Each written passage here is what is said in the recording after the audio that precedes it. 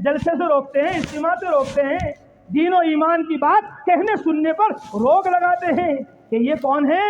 اولئک فی ضلال بعید، یہ بڑی گمراہی میں ہیں، یہ دور کی گمراہی میں ہیں۔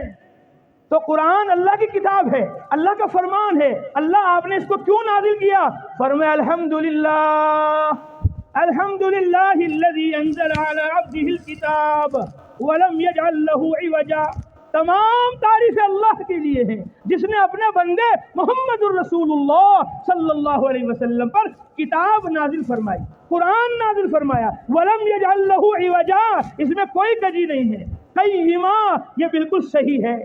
قیما، اس کے تین تفسیر علماء نے بیان فرمائی۔ الحمدللہ الذی انزل علی عبدہ الکتاب ولم یجعل لہ عوجا، قیما، اس کے تین مطلب ہیں۔ ولم یجعل لہ عوجا، یہ قرآن، اس میں کوئی کجی نہیں ہے۔ قیما، یہ صحیح ہے، ایک مطلب سچا ہے، درست ہے۔ اور دوسرا مطلب قیما، یہ قرآن مقدس قائم رکھنے والا ہے ان علوم کو جو تورات میں اللہ نے نازل فرمائے، جو زبور میں اللہ نے نازل فرمائے، جو انجیل میں اللہ نے نازل فرمائے، ان کی قوم نے تحریف کر دی تورات میں، زبور میں، انجیل میں، اس کے اندر غلط بیانیاں کر دی، لیکن جو کچھ تورات میں، زبور میں، انجیل میں صحیح تھا، اس کتاب قرآن نے اس کو صحیح سالم باقی رکھا ہے۔ یہ پچھلی کتابوں کو قائم رکھنے والی اللہ کی لا شک لا ریب کتاب ہے۔ دوسرا مطلب، اور تیسرا مطلب یہ ہے قیما، یہ پیارا مطلب ہے، اللہ کرے ہمارے سمجھ میں آ جائے، اللہ کرے تمہارے سمجھ میں آ جائے، مردوں کے بھی سمجھ میں آ جائے، عورتوں کے بھی سمجھ میں آ جائے، یہ چھوٹے چھوٹے معصوم بچے بیٹھے ہیں، ان کے بھی سمجھ میں آ جائے۔ یہ نہیں کہ صرف بچوں ہی کو سمجھایا جائے گا، صرف مردوں ہی کو سمجھایا جائے گا، صرف عورتوں کو ہی سمجھایا جائے گا، نہیں، مردوں کو بھی سمجھانا ضروری ہے، عورتوں کو بھی سمجھانا ضروری ہے، بچوں کو بھی سمجھانا ضروری ہے، اور سب کو سمجھنا ضروری ہے کہ یہ اللہ کی لا شک لا ریب کتاب قرآن ہے۔ الحمدللہ الذی انزل علی عبدہ الکتاب ولم یجعل لہ عوجا، یہ قرآن ہے، اللہ کی کتاب ہے جو اللہ نے اپنے بندے محمد صلی اللہ علیہ وسلم پر نازل کی ہے، اس میں شک نہیں ہے۔ قیما، یہ انسانیت کی معاش اور معاد کو درست کرنے والی کتاب ہے، یعنی اس کتاب سے، قرآن سے، مسلمانوں، ایمان والوں، اس جلسے کے اندر آنے والوں، اس قرآن میں، اس اللہ کی لا شک لا ریب کتاب میں، خدا کی قسم تمہاری دنیا کی بھی کامیابی ہے اور تمہاری آخرت کی بھی کامیابی ہے۔ یہ بات اس لیے کہہ رہا ہوں، آج مردوں نے، آج عورتوں نے، آج بچوں نے، آج مسلمانوں نے، ایمان والوں نے اس قرآن کو، اس لا شک لا ریب کتاب کو آخرت کے لیے سمجھا ہے کہ قرآن پڑھ لو، قرآن سیکھ لو، قرآن سمجھ لو، کیا ہوگا؟ تمہاری قبر کا مسئلہ حل ہو جائے گا، تمہاری حشر کا مسئلہ حل ہو جائے گا، تم جہنم سے بچ جاؤ گے، جنت میں چلے جاؤ گے۔ یہ قرآن تمہاری آخرت کے لیے ہے، قرآن آخرت کے لیے ہے۔ اور دنیا، ارے دنیا میں تو تمہیں اسکول میں جانا ہے، کالج میں جانا ہے، تمہیں یونیورسٹی میں جانا ہے، اور تمہیں دنیا کے اندر دنیا کے فنون حاصل کرنے ہیں، دنیا کے اندر تمہیں بڑے بڑے سیب کے باغات کرنے ہیں، تمہیں دنیا کے اندر بڑے بڑے اخروٹ کے اور بادام کے باغات تیار کرنے ہیں، تمہیں دنیا میں بڑے بڑے کارخانے، بڑی بڑی فیکٹریاں، بڑی بڑی ڈگریاں، بڑے بڑے عہدے، بڑی بڑی پارٹیاں، بڑی بڑی حکومتیں تمہیں تیار کرنی ہے۔ دنیا میں اگر کامیابی چاہیے تو ملک کو مان لو، اور آخرت میں کامیابی چاہیے قرآن لو۔ یہ یقین باطل ہے، یہ یقین فاسد ہے۔ اس یقین فاسد سے، اس یقین باطل سے سارے مسلمان مردوں کو، عورتوں کو نکلنا ہے۔ اس جلسے کا، اس بیان کا، اس تقریر کا، اس سارے کہنے سننے کا خلاصہ صرف اور صرف یہی ہے کہ ہماری تمہاری کامیابی قرآن میں ہے، قرآن میں ہے، قرآن میں ہے، دنیا میں بھی اور آخرت میں بھی۔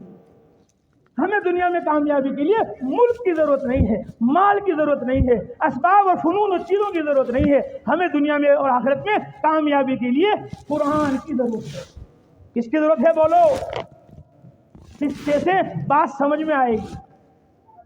حضرت عبداللہ ابن مسعود رضی اللہ تعالیٰ عنہ، جو حضرت محمد مصطفیٰ صلی اللہ علیہ وسلم کے مدرسے، آپ کی مسجد، آپ کی درسگاہ مسجد نبوی سے فاضل ہیں، صحابی رسول ہیں۔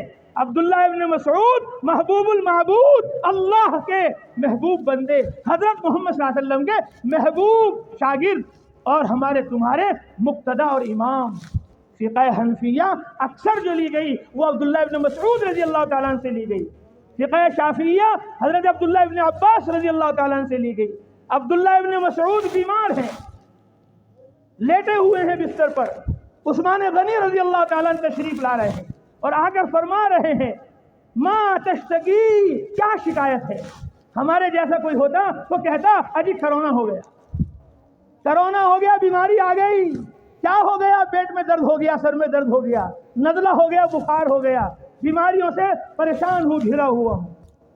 اور وہ قرآن پر گہری نظر رکھنے والے تھے, وہ حدیث پر گہری نظر رکھنے والے تھے, وہ اللہ کے نظام کو سمجھنے والے تھے.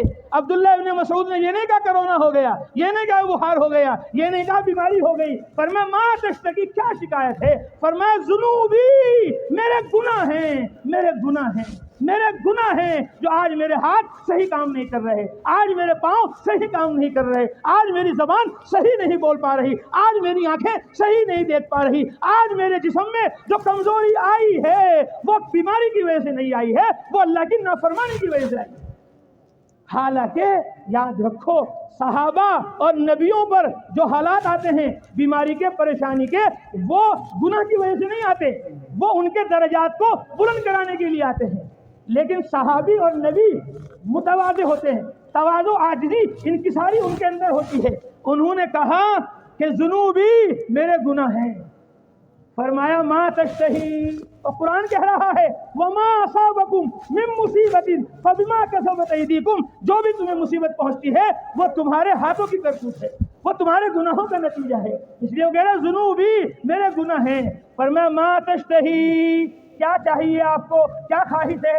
ارے کیا خواہش ہے کشمیر والوں کی؟ ارے بہت بڑا آم کا اور بہت بڑا سیب کا باغ ہونا چاہیے, بہت بڑا انار کا باغ ہونا چاہیے, اور اخروٹ کا اور بادام کا باغ ہونا چاہیے, بڑا کارخانہ, بڑی فیکٹری. یہ ہماری خواہش ہے, یہ ہماری تمنا ہے, یہ ہماری آرزو ہے.